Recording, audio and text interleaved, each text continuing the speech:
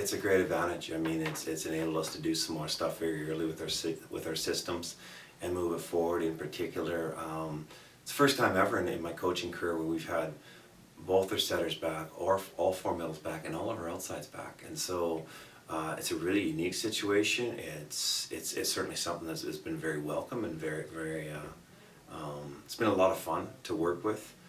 And what it's also helped is that, I mean, our newest position with Jordan Orr departing last year, Jonathan and Matt and Alex have done a really good job in terms of stepping in, but those are some really significant shoes to fill. And quite frankly, you don't replace somebody like Jordan. You and I mean, that would be a task that wouldn't be fair to ask of any of the guys on the team. What you do though is you simply ask guys to do the best they possibly can in that situation, and then the expectations, because you have veterans everywhere else, you ask them to shoulder more of that load to help with that, and I think our veterans and our depth and experience have done that so far.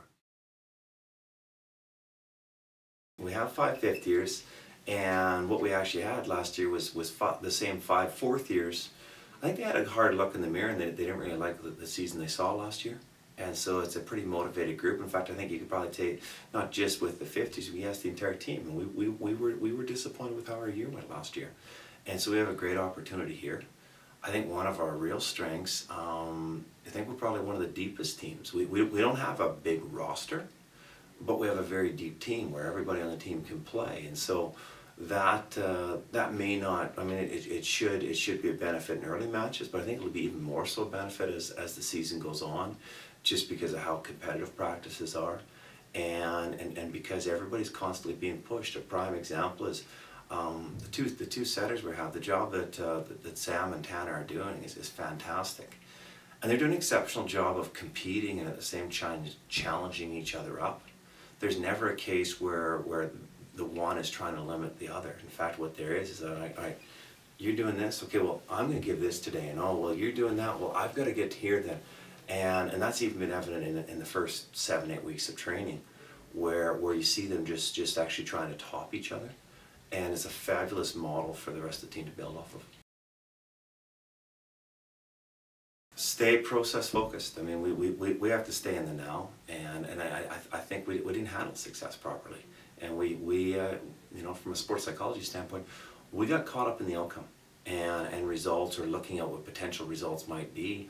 And that's not the case with this group, because I think this group actually learned from that, and they're doing a really good job of staying process focused and knowing that, you know what, we have to be, you know, today's Thursday, we've got practice and all, but we have to get better today.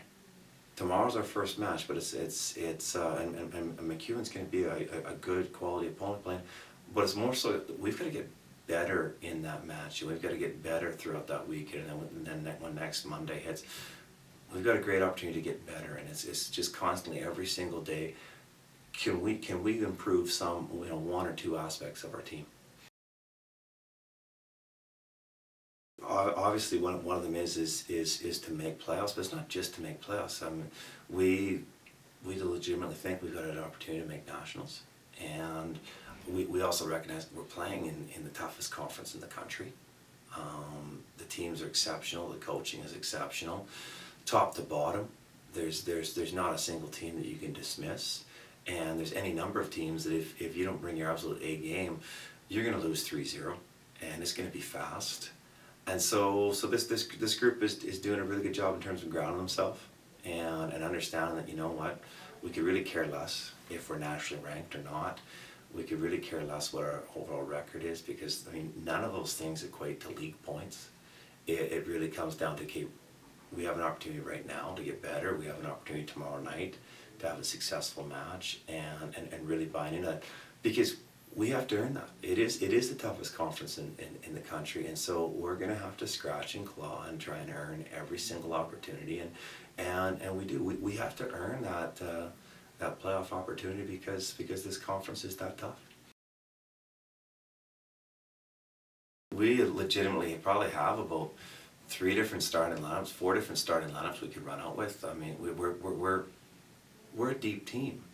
And so, I mean, you know, to mention a couple, I've been really impressed with Quinn Bromley's development so far in camp. I really think Lachlan Polson has taken some strong steps forward. I mean, obviously we have our 5 fifth-years where you know, Jordan Parkin, Andrew McWilliam, Lucas King, Grigor, Mike Wickstrom, all 5 are going to play key elements in it. The setter battle I've already mentioned. I mean, I could go on and on. We've got 3 young men at the libero position that we do. We need all 3 of them to step up, or we need one person to really step up in that position.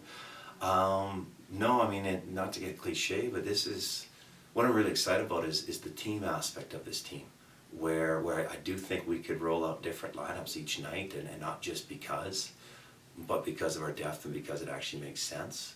And so I'm actually excited to see just our overall team performance.